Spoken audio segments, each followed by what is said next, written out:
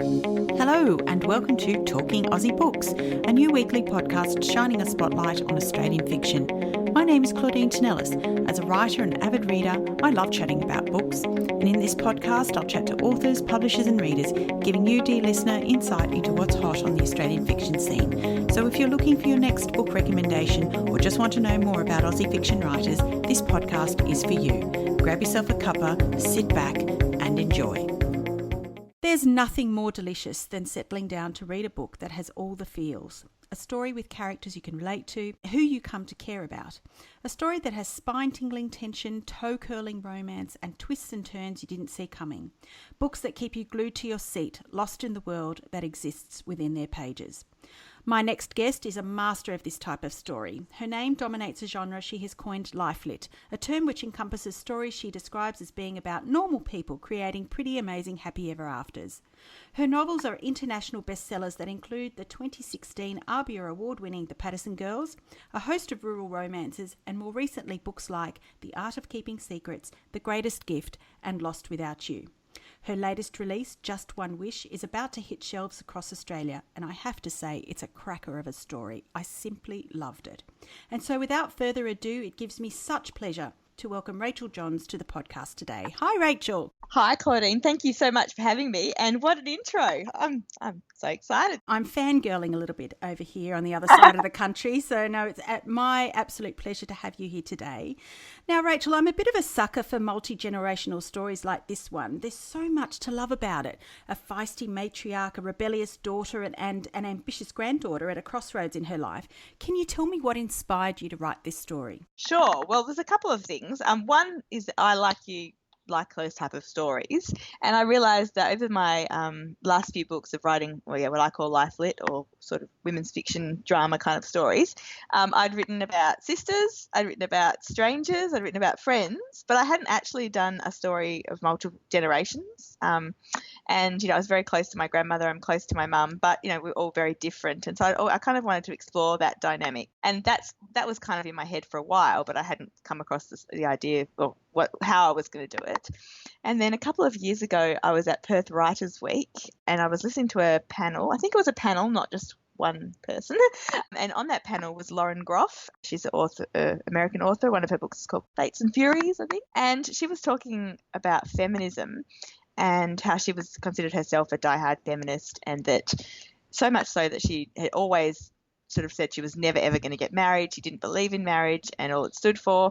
But then she fell in love with someone and he did value marriage. She said something about like when he proposed to her, it was horrifying because everything in her wanted to say no, all her beliefs and values that she'd always had. Yet she looked down at him on one knee and she thought, this is the best person in the world. Like, I'm not going to find better than him. I love this guy as my friend. He's amazing. If I say no, I'm going to lose him. And so she said yes. And she said that was the best decision she ever made. And I really loved that. But I also thought about what if your values and your beliefs kind of stopped you from saying yes to a marriage proposal? And that's where the character of Grallis, who's the grandmother in the story, kind of came from. And from there, I thought, I also had this weird thing. I'd read an article or something about Facebook stalking and how, so many young women stalk their old boyfriends. And I thought, well, why should it just be young women that get to stalk their old boyfriends? So I had this idea in my head. I wanted a Facebook stalking grandma. So there was a number of different things. And even at that same festival, I got to listen to someone called Helen Ellis. And she was talking about her book, American Housewife. She was the inspiration for the character of Sappho, who is Gralis's daughter, who rebelled against her mother's feminist ideals and the sort of unconventional upbringing with two gay fathers and a feminist mother in the 60s, which was very kind of out there for her. And she didn't like how that sort of the lifestyle, what other people thought of the lifestyle. So she very cares about other people. And so I kind of contrasted her by making her get married young, sort of as rebelling against her mother. Yeah. So there was both actual people kind of that inspired this book. And then I was thinking, well, what would be the daughter of her and the granddaughter of the feminist growing up between these really two strong women, but totally opposing women? how would you know sort of what kind of woman you wanted to be? So then my next question was going to be, well, for listeners out there who haven't had the pleasure of reading it like I have, can you tell me a little bit more about the story? Sure. So as I said, it's 3 generations of women. The grandmother who is at the end, towards the end of her life, and she is kind of looking back and wondering whether she made the right decisions. And part of that involves her love, who she turned down 55 years ago, I think. And then the mother is also, she's in her 50s, Sappho, and she's kind of also at a crossroads in her life. You know, her kids are all grown up now. She's kind of finding new things to do, and she's actually stumbled across Instagram in the last few years and Facebook. Originally, she was set up by her daughter so she could keep track of her grandchildren, but now she posts everything she does on Facebook and has become an Instagram sensation. On Instagram, and has become an Instagram sensation as the happy housewife.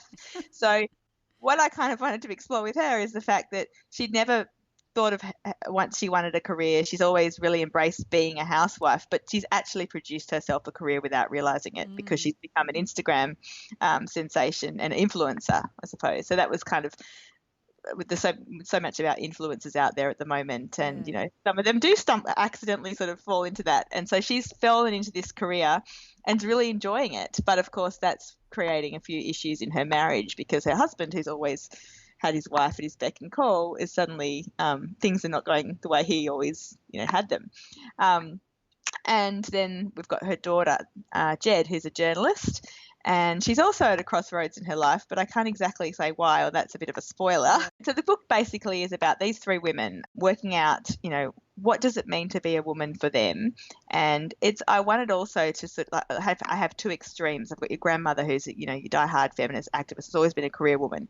And then I've got the mother, who's the opposite. She's never worked outside the home. She's always dedicated everything she does to her family, her husband and her children. And I wanted to look at these days, women are doing both and trying to do both. I wanted to look at the concept kind of thing, though. Can we have it all? And I'm sort of a strong believer in, yes, we can have it all, but not necessarily at the same time. Yeah. And that's kind of what I wanted to explore. I want to talk a little bit more about the feminism aspect of this novel. But first, I wanted to just ask you about Sappho. What an interesting name. Why did you think this was a good name for this character? Or is that too much of a spoiler? Not really. I don't think it's too much of a spoiler. It was basically she's always hated that name, so she goes by the name as Marie, but it was what her mother called her Sappho Marie. Sappho was after the Greek poet, who was one of the very, very early feminists that is sort of documented as having those kind of ideas. And then Marie was after a scientist. Not Marie Curie, was it? Yes, I'm pretty sure it was. The mother chose strong names from sort of inspirational women, but Sappho was one of those names that kind of was very unique, and so she didn't like anything that kind of made her stand out and be unique. So I did choose it specifically so that she didn't like her name, and then she gave her children names that were pretty, normal type names. Now, I love that Sappho, or the happy housewife as she's known in the book, now has her own Instagram account in the real world. As a form of procrastination last week, I decided, well, she's famous in the book and she's a big influencer, so I really should probably have an Instagram account for her. That's taking procrastination to new heights. But as I said to my son, unfortunately, in the book, she's got hundreds of thousands of followers. I think maybe even a million. I can't remember. But sadly, as her account is literally a week old. So in the real world, I think she's got about not less than 50 followers. So we're working on that. and the other thing is, I am not a domestic goddess or a very good housewife type person. So creating content for her is going to be interesting, especially when I'm now rushing to finish my next book and I'm, gearing up to promote this one. So, finding the time to create content for her. And I guess the kind of happy housewife content is quite time consuming, because I'm thinking, I've got to make some wonderful cakes and meals and maybe make some craft items and clean my house from top to bottom at Cyclin. So yes, that's going to be interesting how I manage to manage that account over the next few weeks. Oh, fascinating. So I wanted to ask you, and what of Sappho's philosophy on life?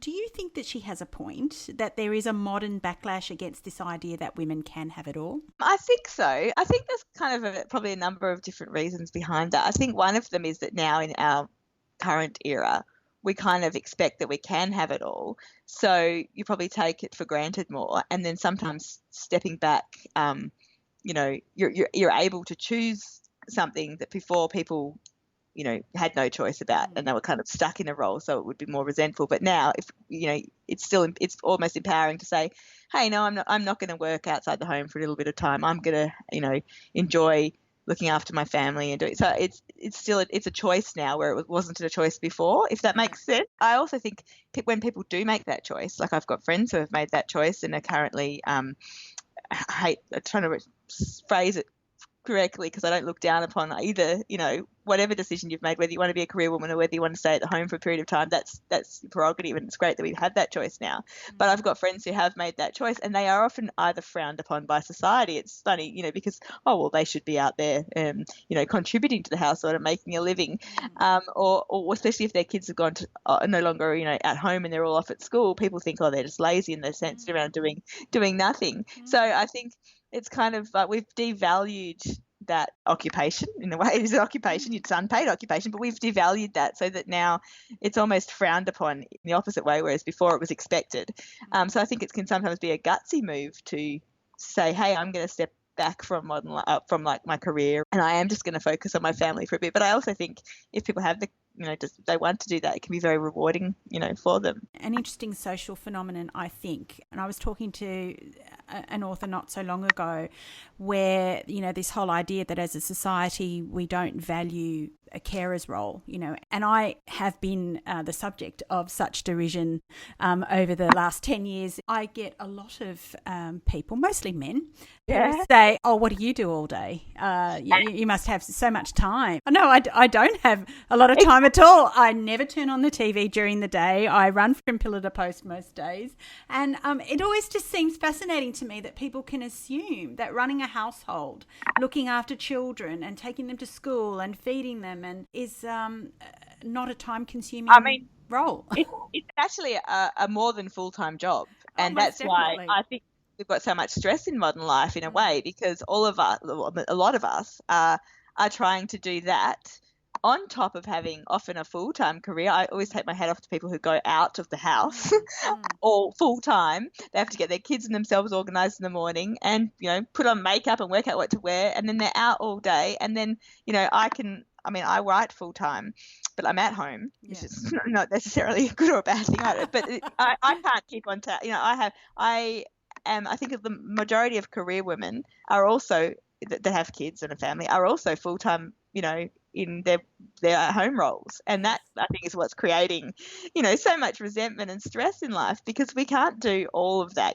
That's what I feel like you either need to have help at home if you're a career woman, you need to have support by either your husband or you need to have, or your partner, or you need to be paid help, you know what I mean? Because I honestly don't understand how anyone can do both at exactly the same time to the standard, say, of Sappho in the Greek. You just couldn't, so because it is a full-time job. So of course, but men, things that women do are invisible because they've just been always done.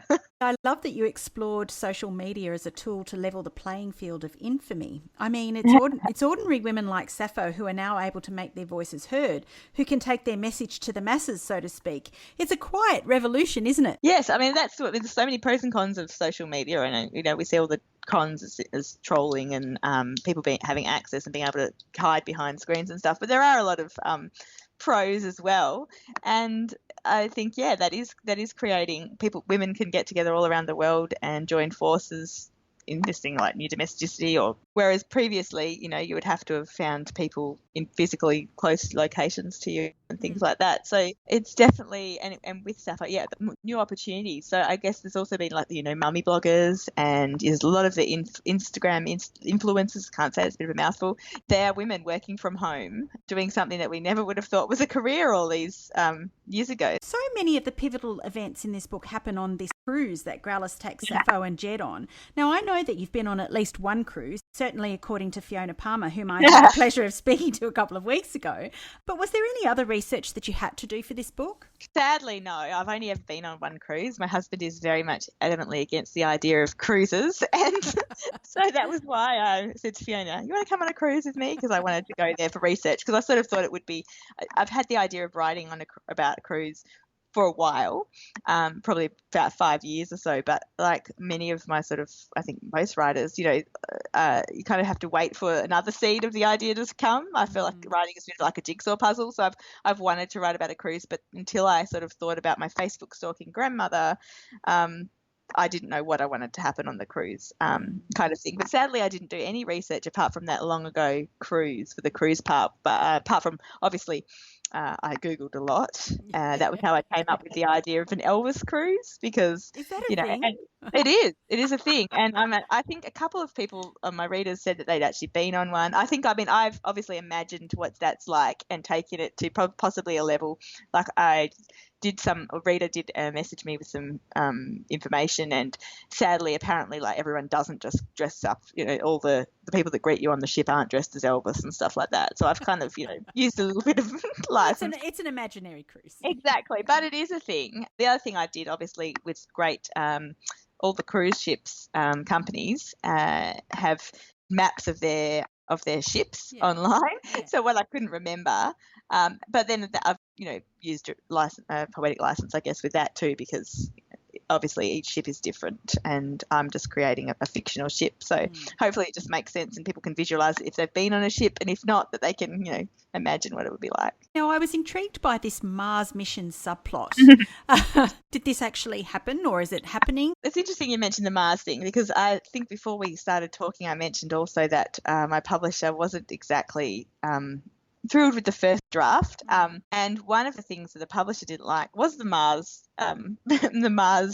inclusion. But my agent loved the Mars inclusion, so we had a little bit of a fight. And luckily, so I decided I was going to fight for that. So I'll just for a little bit of background for anyone who hasn't read the book. So one of the love interests, this is the couple for Jed, is quite a interesting character, and he has volunteered or applied to go on a Mars mission. Now, I'm sure many of your listeners have heard of Mars One. So a few years ago, Mars One asked for applicants for people who are willing to go on a one-way trip to Mars. I can't remember who was funded. It was privately funded, I think, and they were planning the first mission in 2021, I think. And it was anyone. You didn't have to have any space experience. Obviously, they wanted specific requirements and that. And it just really always fascinated me, the type of person who would volunteer to go on a one-way trip knowing that they would never, ever see their family again, never see any loved ones. If they changed their mind and didn't like it when they got there, too bad. But it was interesting that they had hundreds of thousands, I think it was, people apply to do this. And so then they narrowed it down to a top 100 a few years back. And I listened to a few podcasts. I think one was with Richard Flyder Conversations about some of the Australians or an interview with one of the Australians who had been selected in the top 100. From the 100, they were obviously going to narrow it down again. Sadly, as I was while I was editing, the book, and my publisher and editor didn't really like the Mars angle. They didn't understand kind of why I wanted to include that. And I wanted to include it because I wanted my love interest to be quite inaccessible in the worst kind of way. And I figured if you're going to Mars, there's not much potential for a future relationship. I said to them, no, I'm keeping it. I'll just try and make it work a little bit more. When I got the structural edits back, my editor, who's the wonderful Di Blacklock, and she's great at what she does, but she had discovered that Mars One, which I based my thing in the book on, had actually gone bankrupt, and it was no longer, it just literally while I was doing the edits, it sort of stopped. And so she's like, too bad, you'll have to get rid of it now.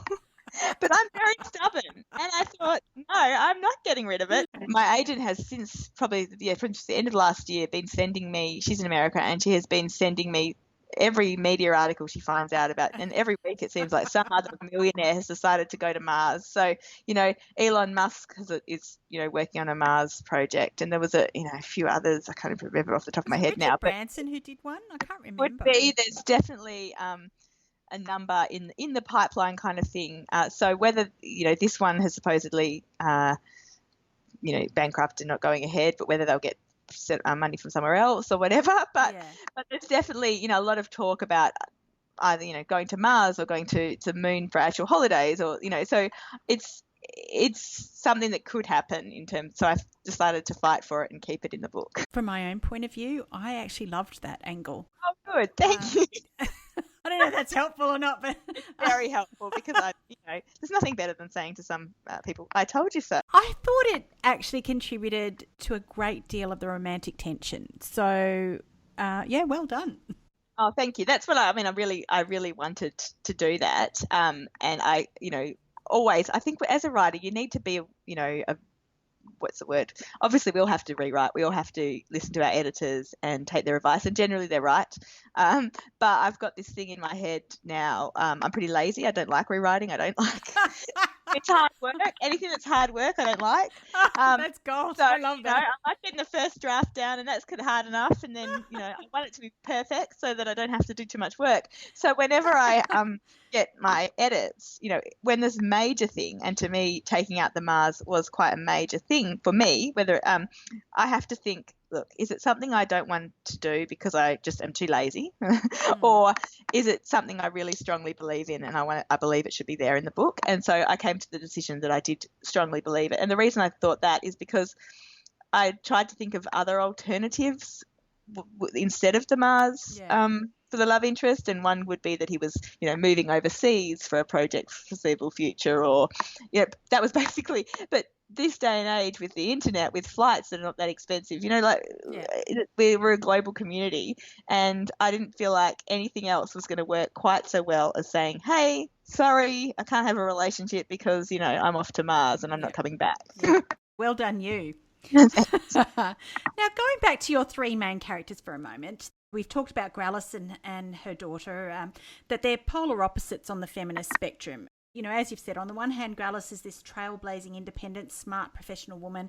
And on the other, there's Sappho, the antithesis of her mother, a stay-at-home mum and wife who revels in her role as homemaker. And then there's Jed. And I think that Jed is more like Grallis than her own mother, but who's experiencing an identity crisis for reasons we can't explain here. So I wanted to ask you, do you think there's only one way to be a feminist? Or is feminism, as Jed suggests, more about women having real choices? I think the latter. I think, it's about having women choices. And if that choice is that, hey, for a period in your life, you want to focus on family. And recently, Jessica Rowe, who wrote Diary of a Crap Housewife, which I love. I'm pretty sure this is a while back, but she decided to step back. So I don't know if she's done now, but, and to focus on her family for a while. She's made that choice, and it's all about having choice, I believe. Some people think, oh, well, you shouldn't make that choice now because what's the point of all those people who fought all those years for, us to be able to get out and earn our own living and do all that kind of stuff. But I think it's all about choice. Saying that in terms of what you said about Jed, possibly being closer to Grallis than Sappho, I think that's because it's so easy for us to admire women, and we should, and we do, who have been trailblazers and who have changed things for the better. And it's so easy to not necessarily admire women who have dedicated their time to family and homey things. So I think part of Jed's journey is to realise that both are valuable contributions to society, and that you don't need to, just because you don't make one choice, it doesn't mean you should be deriding someone else's. So moving in a different direction for a moment, Rachael, I wondered if you could share with us how it was that you came to be a novelist. Had you always wanted to write? How long have you got? I will try and keep it short. I know I had not always wanted to write. I wasn't even much of a big reader in high school. I mean, I read in late primary school all the Babysitters Club books. My mum read to me, Enid Blyton, Book of the Faraway Tree, and she loved Beatrice Potter when she was young, when I was young, all that kind of. But I wasn't a huge reader. I never, wanting to be a writer was never on my list of things I wanted to do as I was growing up. I had everything else. I wanted to be a vet. I wanted to read the news. I wanted to be a teacher. I wanted to be a nutritionist. It was all, but never writer. And then I sort of just, I went through high school English. I was reasonably good at it, but I didn't put much effort into it. And I never read any of the books except one, which was Great Expectations. I read instead the York Notes. Do you remember those? I think they're called York Notes. There's another one too, other series. But they told you everything you need to know about the books. They told you the themes, the characters, sample essay questions. I thought, why would you waste time, actually reading the long book?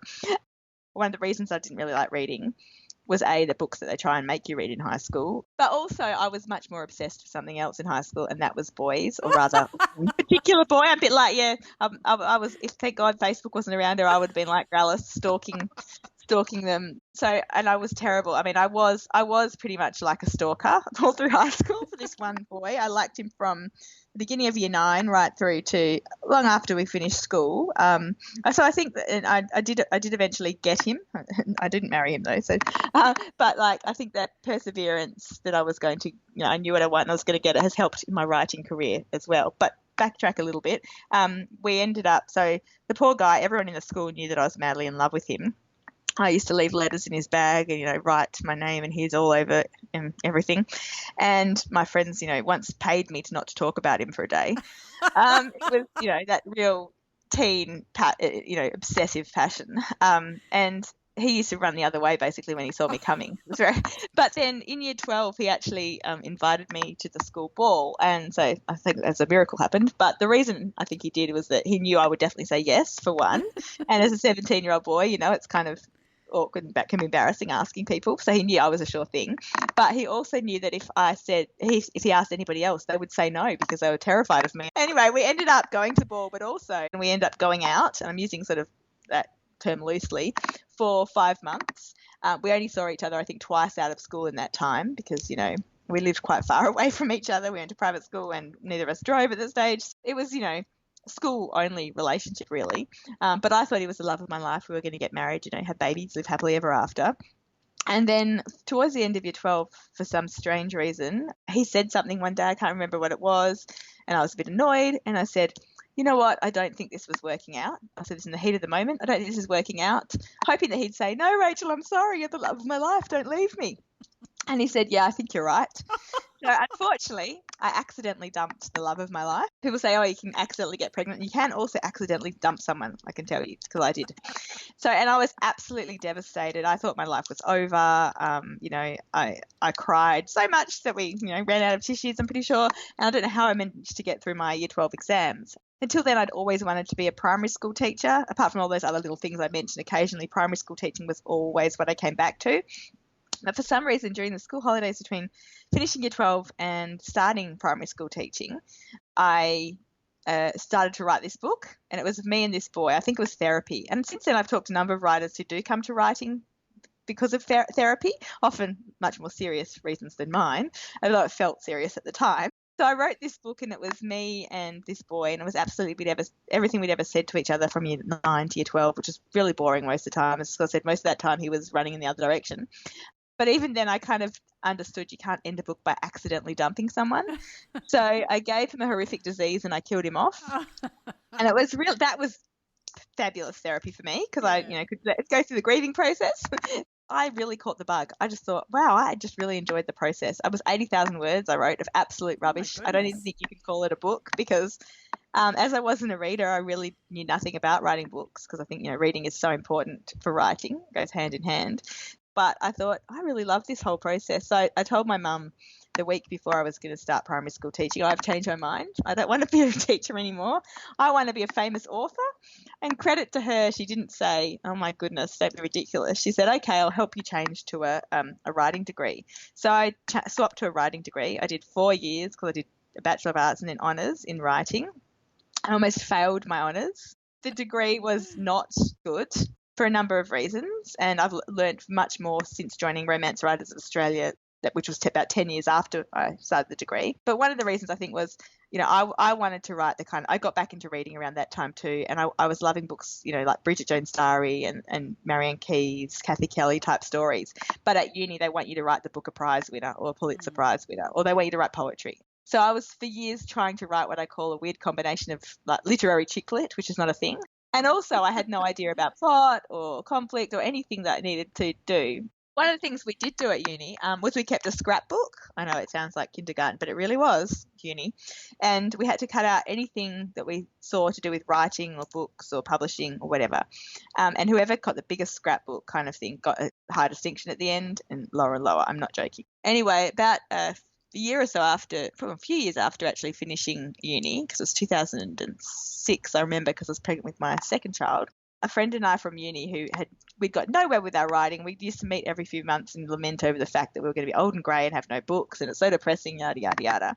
Looking back, I wasn't actually submitting to publishers, and it's hard to get published if you don't actually do that. But we decided, you know what, let's stuff this whole let's not write a literary book.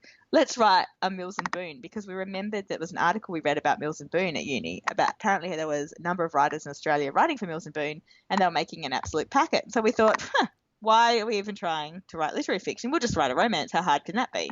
And it was a lot harder than we imagined. Neither of us had ever read a Mills and Boon. I was one of those people who thought, oh, they're just heaving bosoms and throbbing manhoods, and I'm not really sure where I got that idea from.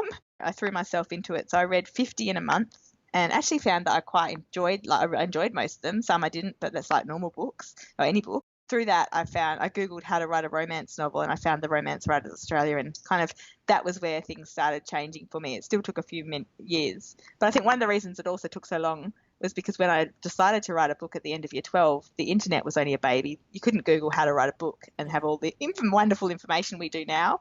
So there was a number of things, but yeah, it took me 15 years from deciding I wanted to write a book and be a writer to actually getting the first thing published. So it was a long time, but I learned, a lot of different things on that journey, and I think it was important. And I'm kind of glad that there weren't options we're so lucky today that there's options like self-publishing and digital publishing, and I've got a number of really good friends who self-publish amazing books, but I'm really glad that opportunity wasn't there when I started, when I was just 17, 18, because I would have self-published that first book, and I think I needed all that time kind of to find my voice, to find what I wanted to write, to learn that fiction, to become a reader.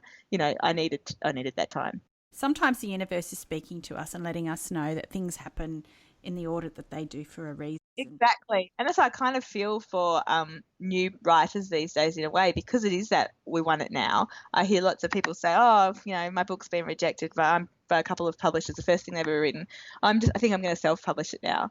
And I think, that's not necessarily as I said, I think self-publishing is wonderful and it's opened up so many doors, but I think it can also be such an easy leap to take. Often books are rejected because the reasons, it doesn't mean they're not a good book. It could just be that the publishers bought something similar, or it doesn't fit their, line or whatever. But there's also a lot of books are rejected because they aren't quite there yet, and it's very tempting to put those books out there. So I'm kind of I think that makes it hard for new writers. You mentioned the Romance Writers of Australia, and I only recently joined Romance Yay! Writers of Australia. I know, and I'm kicking myself that I hadn't done it a lot earlier. But I wanted to ask you, how important do you think community is to the reality of being a writer? It's hugely important to me. I mean, a lot of people will say and go to events or journalists will ask, being a writer is quite a solitary career, and I definitely don't feel that that's the case. In some ways, I don't think it's solitary enough sometimes because there's so many distractions from people. Without that community that I developed through, I got good friends through Romance Writers of Australia who we sort of come up through. We all were unpublished when we first joined. We've supported each other through the highs and lows. Most of us are now published, and we're still supporting each other. Because just because you finally get a contract doesn't mean, everything's all peachy and wonderful all the time. And so having the people that understand not only how to write a book, or not only that are passionate about writing and reading, but that they understand what being a writer in general is like, and writing is a business if you do it commercially, but also, it can be very stressful. It can be, it's wonderful. And I think, nobody understands that quite as much as another writer. You can have a really supportive family and everything around you, and people who practically help.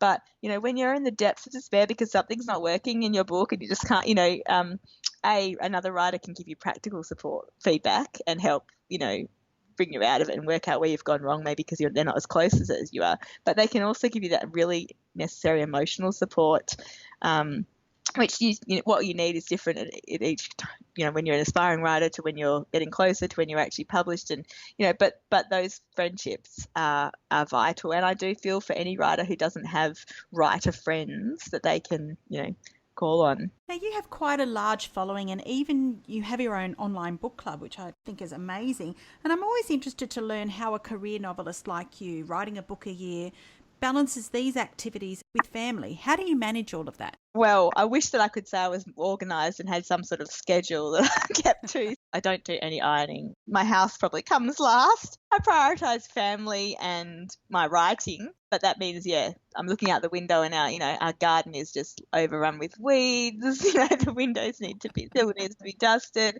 So I guess it's all a matter of, working out what your priorities are and focusing on them. I wish that I could say I allocate, an hour each day to this part of the job, and then I write for this amount of time. And in theory, I try and do that. In the morning, I'll always drop the kids off at school, and then I'll head straight to my computer. I do what I call, I do my office kind of stuff. I reply to emails and Facebook, and that's when I'll, interact on the group in theory.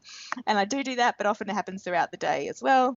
And, then I'll sit down after doing my sort of online and, business sort of paperwork type stuff. I then sort of focus on writing for a good solid part of the day, but I need what I call my faffing time before I do that. For me, part of the Facebook and the interacting with readers and talking about books with other people, that's part of my faffing and getting in the zone and kind of just stepping aside from my other life as a writer, as a mum sort of and wife, and sort of getting into the book world, if that makes sense. So Rachael, what's next? I did hear you say that you were working on your next book. Can you tell me anything about it? Sure. Well, I actually have another rural romance, the first in a couple of years, coming out in June it's been moved forward to May next year.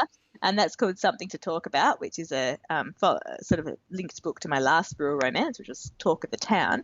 But currently I'm writing a book called Flying the Nest. Whether that stays the title, who knows? I'm hoping it does. It's about nest parenting. I don't know if you've heard of nest parenting, but for anyone who hasn't, it's basically where when a couple separate, the children stay in the family home and the parents take turns going back to live there rather than the children having to move between parents. And I thought that was a really interesting concept. Again, it's been something that I've been thinking about for a couple of years and wanting to write into a story but not quite sure how to do it. I've joined that together with another couple of ideas that I had a couple of years ago. I was at a romance writers conference. An editor from the Harlequin in the US said they really wanted more long-distance relationship stories.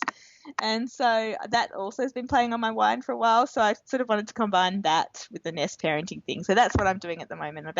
I'm heading towards the end of my first draft. So I was hoping to get it done before this book comes out and go on tour, but I'm not quite sure that's going to happen because life got in the way, school holidays, illness, these things happen. So Rachael, if readers wanted to connect with you, where can they find you? Well, I have a website, which is just rachaeljohns.com, and then I'm on Facebook, so Rachael Johns author, I think, and I'm on Twitter, not there as much as are the other things. I'm on Instagram as Rachael Johns author, I think. And as you mentioned, what I really am loving is the online book club that I have. It's called Rachael Johns Online Book Club, so you can find that in Facebook. There's about 2,000, we're just under 2,000 people, and so that's a really good interactive way to connect. Rachael, I wanted to congratulate you on a wonderful, thought-provoking and deliciously entertaining novel in Just One Wish. I thoroughly enjoyed it, and I know that your readers will too. I wish you much success with it and your upcoming tour. Thank you so much for joining me on Talking Aussie Books today. Well, thank you, Claudine, for having me. It was an absolute pleasure. I hope I didn't ramble on too much. Oh, it was fantastic. Now, listeners, if you haven't got your copy of Just One Wish yet, get out there and order, buy, download, borrow or reserve it. Put it on your Christmas list. Alternatively, you can head over to my Facebook or Instagram account and follow the prompts for your chance to win a copy. Well, that's a wrap, folks. If you enjoyed this podcast, please leave a review on iTunes or drop me a line via my Instagram at Claudine Tinellis or on my webpage claudinetинellis.com. Thanks for listening. Until next time, happy reading.